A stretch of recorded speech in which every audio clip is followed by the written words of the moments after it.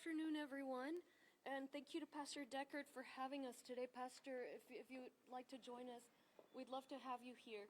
And Pastor and I actually met each other the day that we tore down an abandoned apartment building that had been infested with all kinds of bad elements just here in Cypress Station down the street. And I knew he's a doer and leads just such an incredible community. And I was not surprised to see you here again in the middle of these impactful programs. Pastor, thank you very much. And to your congregation and your team who've been so welcoming.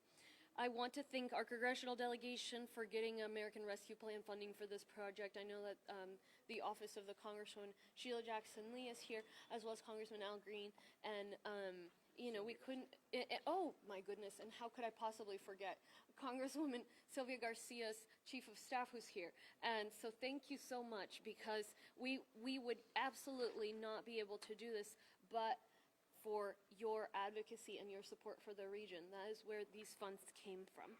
We're here at Greenhouse International Church today. It's 5 minutes away from one of the key target zip codes eligible for our program. Greenhouse International is also one of the 12 help centers and application hubs that we've set up where people can go if they need assistance filling up the application and actually fill out the application with support. So you guys see that desk over there right at the entrance and I'll drop by over to chat with the supporters later, but tomorrow it'll be set up and already the computers are there for people to come in and receive support applying no matter which of the zip codes they're here from. There's no better place to announce that applications for Uplift Harris County's Guaranteed Income Pilot Program will officially open tomorrow at 9 a.m.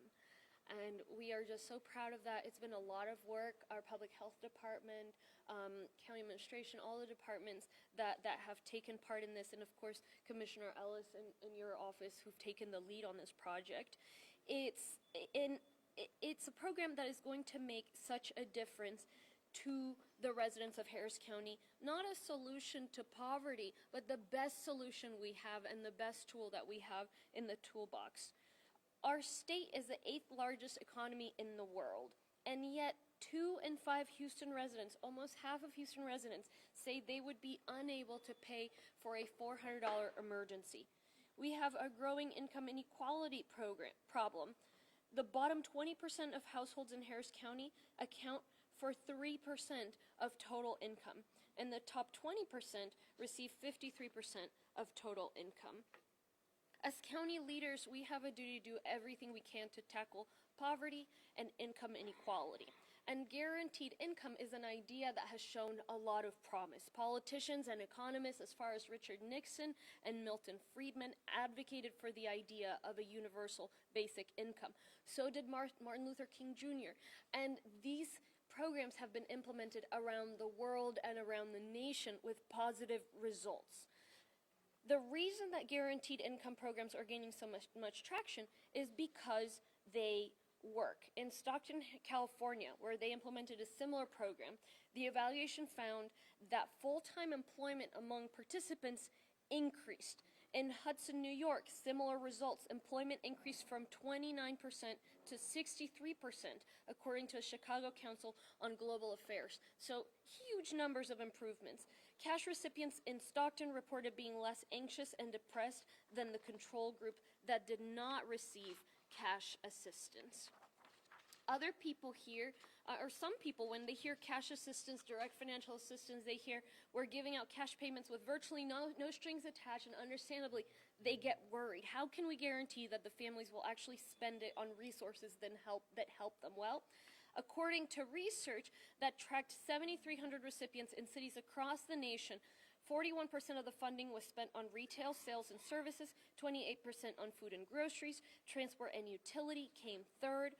People know best what their individual needs are and need to give them the freedom and discretion to spend the money on what they need most. So how to apply, and Commissioner Ellis and Director Robinson are going to talk more about the program details, but let me just say that tomorrow, January 12th, it's a Friday, at 9 a.m., residents will be able to apply by going to uplift.harriscountytx.gov, and the phone number is 832-927-6060, 832-927-6060. 6060. The website is uplift.harriscountytx.gov. Applications will be open until February 2nd at 11:59 p.m. And let me be very clear. This is like the way we did COVID vaccines back a couple years ago. This is not a first come, first serve program, okay? So there is no benefit to somebody applying tomorrow at 9 a.m. versus somebody applying on February 2nd at 11:59 p.m. Once all the applications have been received, there will be a randomized selection, and folks will be selected from those zip codes as well as from an Access Harris program. The application and the website will be available in 5 languages: English, Spanish, Vietnamese, French, and Chinese, which are the most common languages spoken within these 10 zip codes. And our evaluator, independent evaluator, will be conducting research on this along the way. We are working on monitoring and evaluating this program every step of the way, and I'm just so excited to see it finally coming to fruition. Let me repeat my remarks in Spanish. Muchas gracias al pastor Deckard por habernos recibido el día de hoy. El pastor es el líder de esta increíble iglesia. Afuera precisamente hay muchísimos inmigrantes esperando apoyo de la iglesia. Vienen consistentemente porque trabaja el pastor con mucha diligencia. También quiero reconocer a la oficina de la congresista Silvia García, está presente, al igual que la oficina del congresista Al Green y la congresista Sheila Jackson Lee. Y más que nada mi colega, el comisionado Rodney Ellis, quien fue el que impulsó este programa de la mano con el Departamento de Salud Pública y los varios departamentos del condado. Está aquí también la administradora del condado, Diana Ramírez. En el condado Harris somos un condado muy grande, una potencia económica en el estado, y para que sepan, el estado de Texas es la 8ª economía más grande en el mundo, pero 15% de la población vive justo al nivel de la pobreza o bajo del nivel oficial de la pobreza. 2 de cada 5 residentes de Houston, casi la mitad de las personas en Houston, dicen que no podrían pagar una emergencia de $400. Entonces, ¿cómo es eso posible? Además, el 20% de los hogares que ganan más dinero tienen el 53% de los ingresos en nuestro condado. El 20% de los hogares que ganan menos dinero solamente tienen el 3% de los ingresos. Hay mucha desigualdad y hay demasiada pobreza aquí en este condado. Nosotros tenemos un deber de hacer todo lo que podamos para abordar el tema de la pobreza y la desigualdad de ingresos de una manera eficaz. Este tema de los ingresos garantizados no es nuevo. Políticos y economistas desde Richard Nixon hasta Milton Friedman, el economista capitalista, como también Martin Luther King Jr., han abogado por esta solución. Más de 80 ciudades y condados alrededor del país lo han implementado, así como más de 10 países alrededor del mundo. ¿Y por qué hay tantos lugares implementando estos programas? Porque funcionan. No hay una solución directa a la pobreza, pero programas como estos ayudan a avanzar la situación. Cuando hubo un programa en Stockton, California, la evaluación independiente se dio cuenta que el empleo de tiempo completo incrementó entre los participantes. En Hudson, Nueva York, vio los mismos resultados. El empleo incrementó de un 29% a un 63% de participantes, más del doble. Los niveles de ansiedad y depresión vieron reducidos y es la misma prueba que vemos alrededor del mundo, alrededor del país. Otra pregunta que tuve yo, ¿cómo sabe usted que van a utilizar los fondos de una manera responsable? Y las investigaciones nos demuestran que ese es el caso, que más que nada se utilizan los fondos en compras y servicios, en comida, en ir al supermercado, en transporte. Entonces, en general, los individuos que reciben los fondos los utilizan de una manera responsable. El anuncio grande es que mañana, el 12 de enero, es un viernes, a las 9 de la mañana, ya los residentes van a poder aplicar para este programa. El programa está en uplift.harriscountytx.gov. 832-927-6060 es el teléfono. Pueden recibir ayuda vía número telefónico y en la página web pueden aplicar. La página web está disponible en español, así como en inglés, vietnamita, francés y chino, mandarín. Nuevamente el teléfono es 832-927-6060 a partir de mañana a las 9 de la mañana y la página web uplift.harriscountytx.gov. Para ser muy claros, este proceso no es solicitud por orden de llegada. Entonces, vamos a estar recibiendo aplicaciones desde mañana a las 9 de la mañana hasta más luego, hasta el 2 de febrero a las 11:59 de la noche. Y aplique usted cuando aplique, no va a tener ninguna ventaja ni desventaja. Cuando terminen las aplicaciones va a haber una selección en proceso al azar. Vamos a evaluar este proyecto consistentemente. También habrán 12 centros donde la gente pueda acudir para recibir apoyo llenando su aplicación. Uno de los centros es aquí en la iglesia donde estamos. Ahora, en cuanto a los inmigrantes indocumentados, es una batalla que sigo luchando.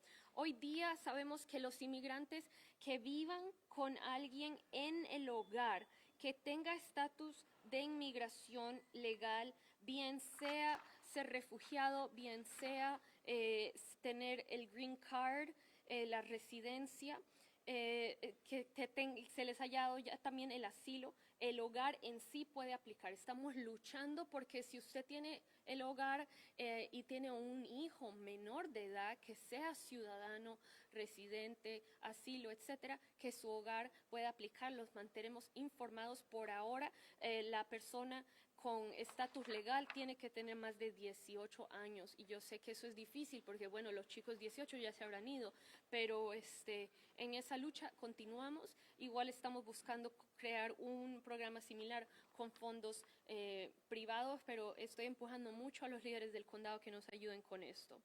Entonces, vamos a seguir evaluando este programa. Son 24 meses, 18 meses de fondos, $500 al mes. Espero que resulte este programa como ha resultado en otras ciudades y en otros países. Con eso, I'll pass it on to Commissioner Ellis. Thank you, Judge. Make sure I don't lose that phone there. Pastor Deckard, I want to thank you for opening up your church. This church is a great place for so many programs. Is this your phone? Yours? No. Okay. Whose is this? Oh, don't let me keep, this is reporter's phone? Don't let me keep your phone.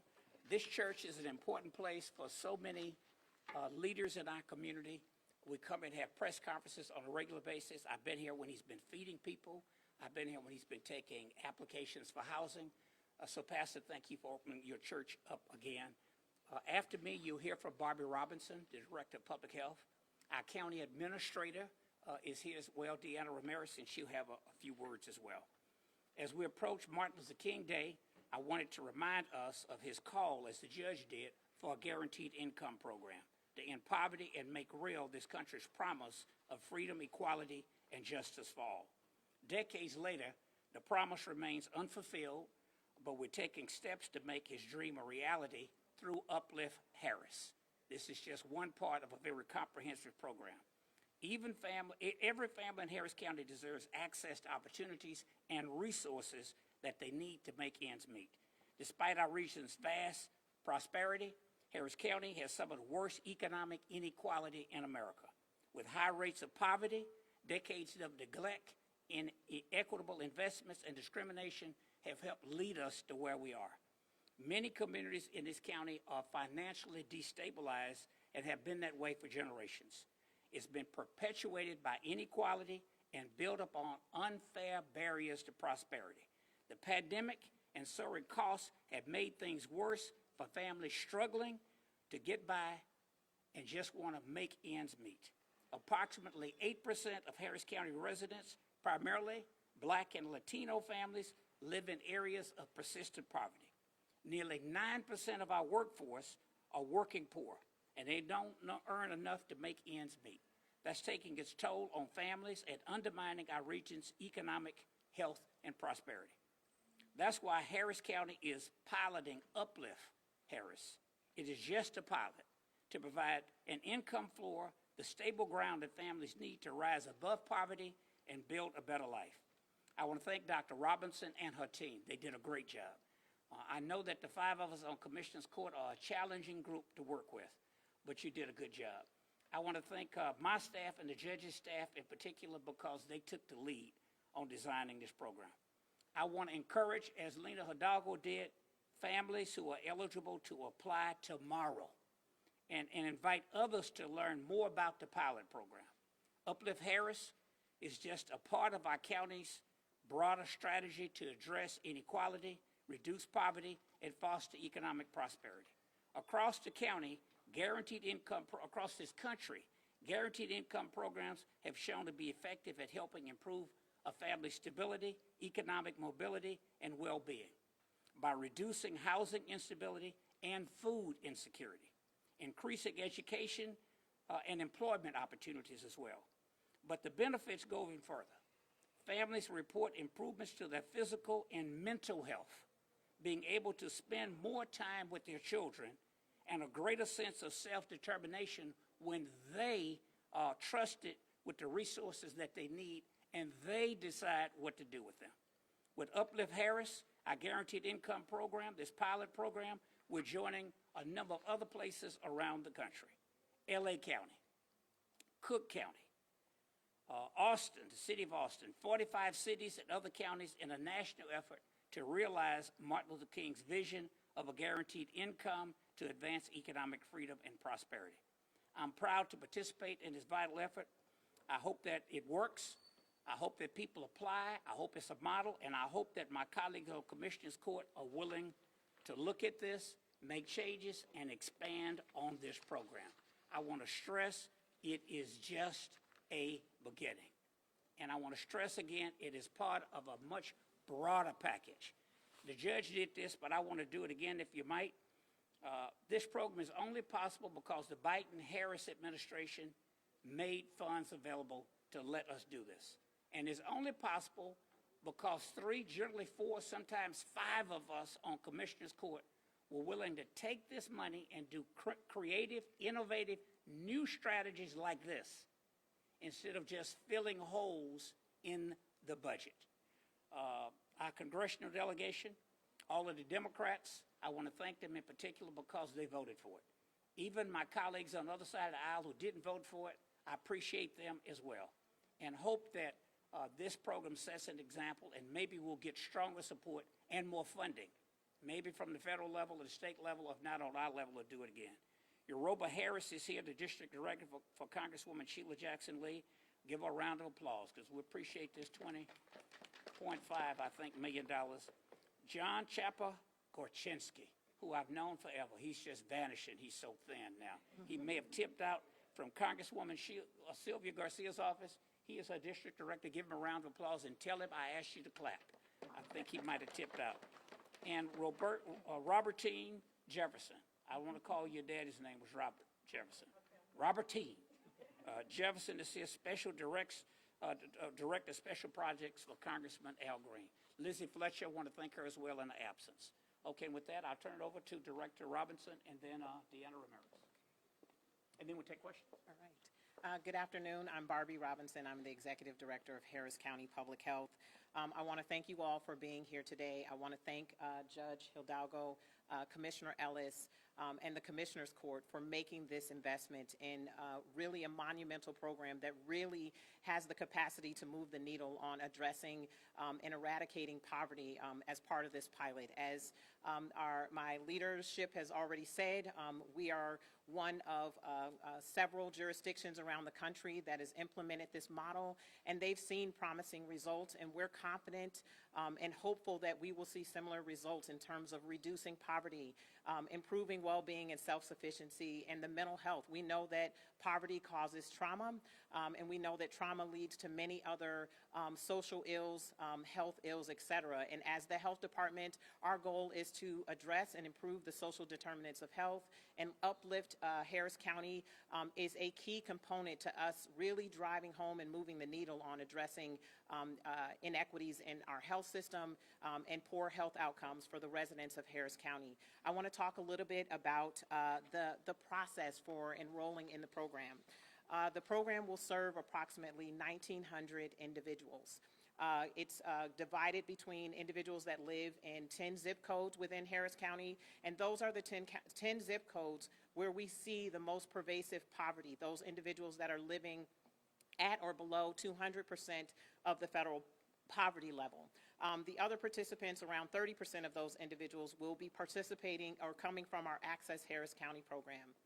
As you've heard today, the application opens tomorrow. We are so eager and excited. We've done incredible work to educate, outreach around this model. We've had 30,000 inquiries into this program so far, and we know that this is a great program and individuals will benefit from it. And so as we move forward tomorrow in launching this program at 9 a.m. tomorrow, the application will remain open until February 2nd till 11:59 p.m. And as the judge mentioned, this isn't a first come, first served program, and I'll speak a little bit about the process. So individuals are encouraged throughout this open enrollment, so to speak, period, to apply for this program. And so after the application process closes, our Give Directly, who is the vendor that is administering this program, we're grateful for their leadership. They are a national and international leader in these kinds of guaranteed income programs around the world, not just within the United States. They're administering the program in Cook County and other jurisdictions. They will then, after the application period close, they will then randomly select 6,000 individuals from the pool of applicants, and they will then do a verification process. That verification process looks at the eligibility criteria. Are they of the age requirement? Do they live in the zip codes that are of issue? Are they a participant in Access Harris County? They will look at their documents to verify their income, look at the income eligibility requirements. Once they complete that process, then the second phase is they will then randomly select the 1,900 individuals that will participate in this program and receive $500 a month for 18 months. And we are eager and excited for this process. As we've said, we want to verify and proof the concept, and we cannot do that without a robust evaluation process, and we've brought in a vendor that is going to evaluate the effectiveness of this program in engaging participants. We know, as we've seen in other places, the outcomes are very positive, and we're confident that we will see them here in Harris County. And I just want to say in closing that I really want to thank Harris County Public Health Office of Planning and Innovation. They worked diligently with Give Directly to stand this program up within a 3-month time period. And I can't commend them enough for that effort. And we've done tremendous work to outreach in the community. Our community health workers have gone out to the zip codes and canvassed those neighborhoods and shared information about this upcoming program. And we know that we're confident that we're going to see successful outcomes. So with that, I will turn it back over to Judge Hidalgo. We'll hear from our County Administrator, Diana Ramirez. Very quickly, thank you all.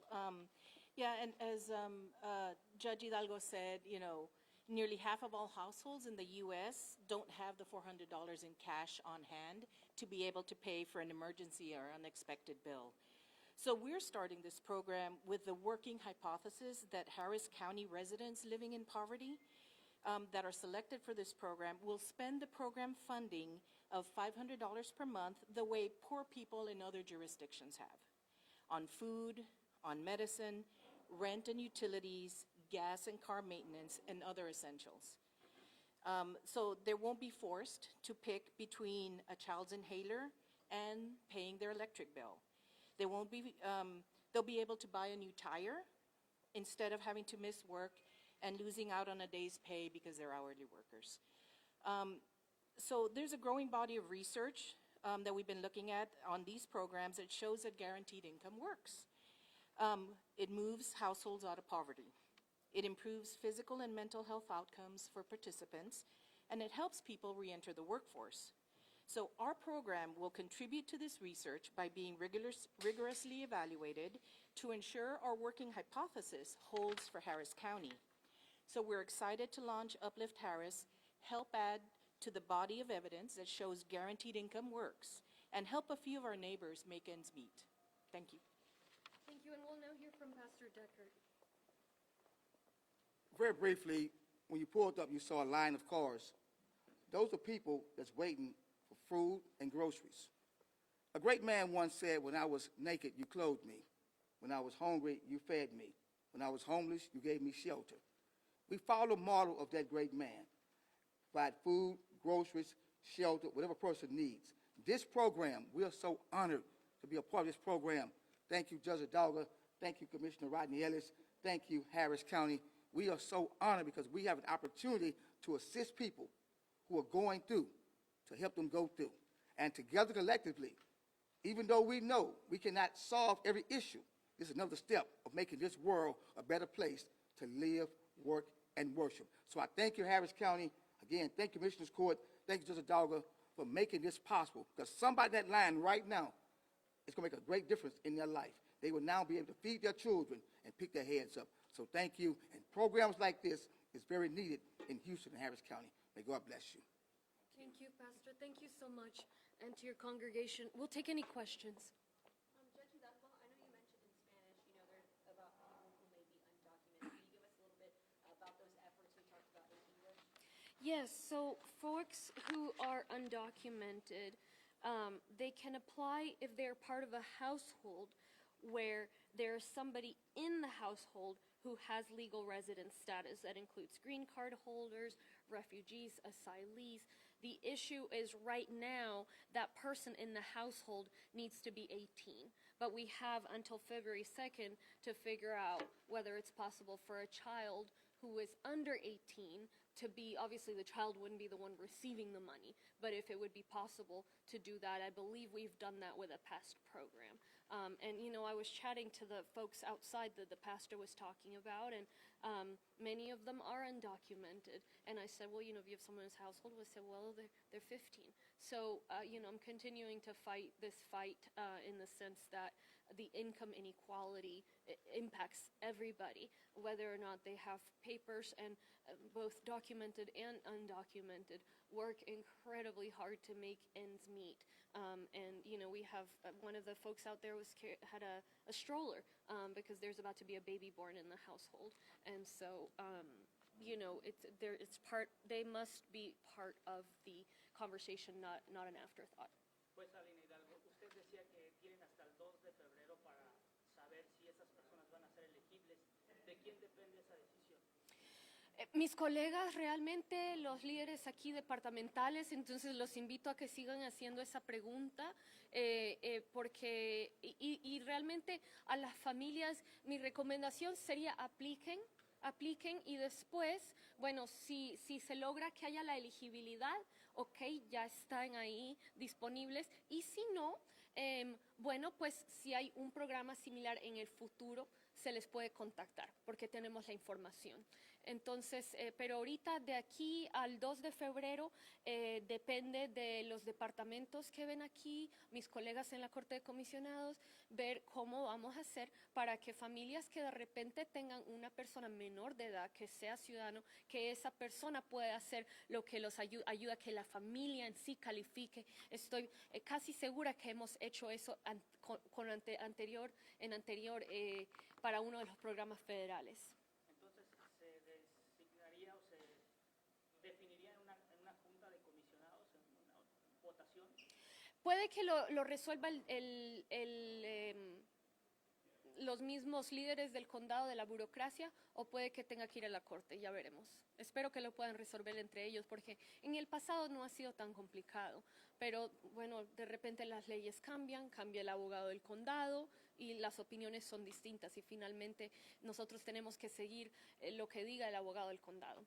Porque si no, entonces no tenemos defensas legales nosotros como líderes. Es esa la lucha que estoy teniendo ahorita, es con los líderes de los departamentos y con el abogado del condado. You can't use federal dollars for undocumented individuals. Do you want to create a new program? How far away could it be? And where do you get the money to fund something like that? Yeah, I mean, I believe we can use general funds, and that's the ongoing discussion we have with the county attorney, because I know we have used general funds in the past. Oop. How is this going to work? All right.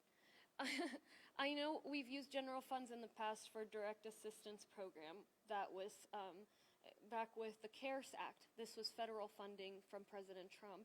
and we used the CARES money for the folks who had papers, and then the general fund money for the undocumented. And so, that is an ongoing conversation. But of course, as I was mentioning, is we have to follow what the county attorney says, and they basically said, they weren't there at the time and they can't speak to it. And as far as alternative sources beyond the general funds, well, one thought is philanthropic funding. The county is not particularly well positioned to raise funds from philanthropy, but it is something that we want to get better at. And so we've been actively recruiting for a director of philanthropy in the county. And what we discussed yesterday with the county administrator was, well, let's recruit that person and make this their first task. So I'll be pushing for that, but my hope is that at minimum we can get the folks who have a household member under 18 be sort of the person from the household that allows the household itself to qualify, because I believe we've done that before for other programs. Can you guarantee Friday at 9 a.m. that website's going to be running? Man, if it's not, people are going to be getting calls from me personally. I've been guaranteed it's going to be running. But, websites, they can have glitches anytime. We all remember the healthcare.gov. Man, I remember trying to fill that out. So let's hope it's all going to be smooth, and we can perhaps foresee a rush of people applying, which is why we've already grown the server, but we're also telling people you have until February 2nd. But I've certainly requested, I know the departments have requested from the vendors that everything be up and running, and I hope they'll be able to deliver that. What's the regulations as far as people being in the program and say they do something and don't follow the regulations? Who monitors it? Who monitors the families? So we have vendors that are responsible for administering the program, and I'll let Director Robinson answer with more granularity. What I will remind you is that there is no monitoring as to specific expenses. There's regulating of specific expenses. There's monitoring in the sense that at the end we want to be able to say, okay, what kind of expenses were these funds used for, to see if they were used for productive purposes. But the research has shown that the program has better outcomes if we don't prescribe what the funds need to be used for. In other words, if we were to say the funds must be used for food or for medical bills, what happens if their car needs a tire change, as the administrator mentioned? So anyway, let me let the director finish my comments here. Yeah, I want to be clear that the eligibility requirements are the requirements for the program. As the judge said, right, the goal of this program and what has been proved in other jurisdictions is self-determination, is what individuals living in poverty need, and they know best what their needs are and how to utilize those funds to support their families, and they've used them for those purposes. And as she said, during the evaluation, we will learn and understand how those funds are used. We know that individuals living in poverty want nothing more than to not live in poverty, want nothing more than the ability, when an emergency bill comes up, to be able to pay that, want nothing more than to have housing stability and funding to pay their utilities, especially as we head into the winter months. Two quick points, if I might. One, this is not the first time a guaranteed income program has been done in America. The administrator we picked to run it is very qualified. They happen to run the longest continuous guaranteed income program in the world. It's in Kenya.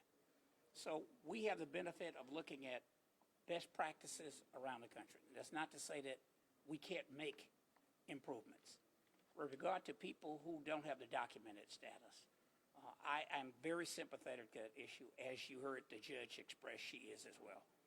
I'm hoping that there are 3 votes, maybe 4, on Commissioner's Court to do a second program.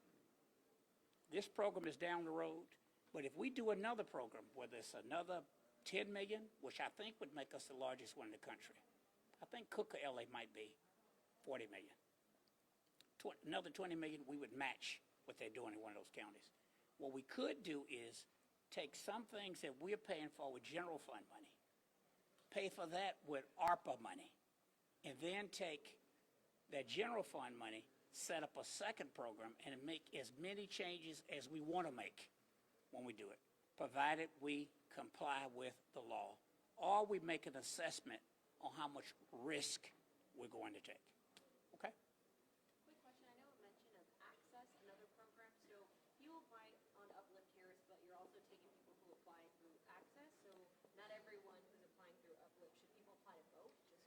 So Access has certain eligibility requirements. Access is a coordinated care model within Harris County, looking at individuals. There are 5 cohorts of populations, and those are Black maternal health, Hispanic chronic disease, reentry population, homeless individuals. Those folks are able to participate in the program through a randomized process of selecting them as well. And we know that they are some of the most vulnerable individuals in the county because they have shared needs across multiple safety net and public benefit programs. So do some of those funds from Uplift Harris Group, the people who apply there are going to people who They're apply part- for access, or is that the same thing? They're part of the 1,900 individuals. So, Can you give them the percentage? oh, sorry, breakdown? it's 70% from the zip codes and 30% from Access. Tengo otra pregunta. Sí, adelante. Voy a responder en español. Mi pregunta es la siguiente. Personas que van a ser elegibles, que van a recibir estos $500 mensuales, pero que ya tienen otros beneficios como food stamps, ¿les va a afectar? ¿Esto va a ser considerado como un income que a lo mejor no pudieran calificar en un futuro para otros beneficios? Yo creo que no, pero déjeme pregunto. I think it's a very important question in English too. Is if there are people who have other benefits like food stamps, is this going to be considered income to where they may not qualify for benefits they currently receive? And I think the answer is no. But I'll pass it on to the director before I say the wrong thing. Yeah, so that was a question, and we know that our vendor has deep experience in working through these issues. We're able to apply for a waiver so that individuals, it defeats the purpose if we're giving someone $500 and they lose a $700 benefit. So the goal, and we're highly confident that individuals will maintain their other public benefits while they're enrolled in the program. So they shouldn't be afraid of, applying. Yes. So yes, thank you for raising that question. We want everyone to apply. That is the goal, right, is to lean in with all the resources that are necessary to help lift people out of poverty. Look, I do happen to know because I talked to a LA County Commissioner Supervisor, and a situation like that came up. You ought to apply. If in doubt, don't guess. Just apply. But before the money flows to you, then make a decision. Because in Los Angeles, the supervisor told me she happened to personally meet with one person that fell into a similar category on the food stamps. And it wasn't clear whether or not they'd get the waiver. But they thought they would get it, and that person decided to take the risk. But apply regardless, and then cross that bridge when you get to it. And that was going to be my message, actually, and I mentioned it in Spanish earlier, but I'll say it in English as well, is if you are in one of these 10 zip codes and you are low income, we're going 200% of the federal poverty line, that would be my message, is apply. As you all heard, that group is going to be narrowed down, randomized selection to about 6,000 people, and then there will be in-depth review of eligibility, and then there will be 2,000 people. Just the day at Commissioner's Court, I had questions about the vendors, so I called my counterpart at Cook County where they had a similar program that was successful, and they said the vendor did a very good job. So I am hopeful that it's going to go well, that they're going to do a thorough job making sure people don't lose benefits by receiving this, and so right now what we're trying to do is get those applications in so that folks can receive the services if they're selected. Just one more, and I'll get time for it. Thank you. We have many thousands of residents in the local zip code who we're going to make sure apply. My question, if you care to answer it, is how do you plan to track the long-term effectiveness of the program? Thank you. Well, for now, the contract will be, with the evaluation, is through the length of the program.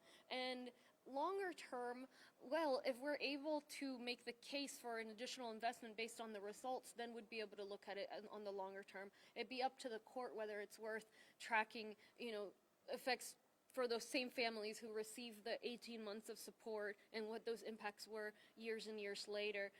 That would have to be a decision whether it's a good use of taxpayer dollars. And my hope is that the program will prove successful and that we can extend it.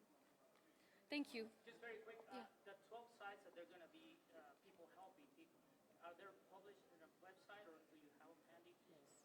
They're available on the Uplift Harris. So remember, it's uplift.harriscountytx.gov. The application, it does have to be online, but there's support via phone, and there's 12 sites where people can help you submit it on a computer. Thank you all. Thank you. Thank you. Thank you.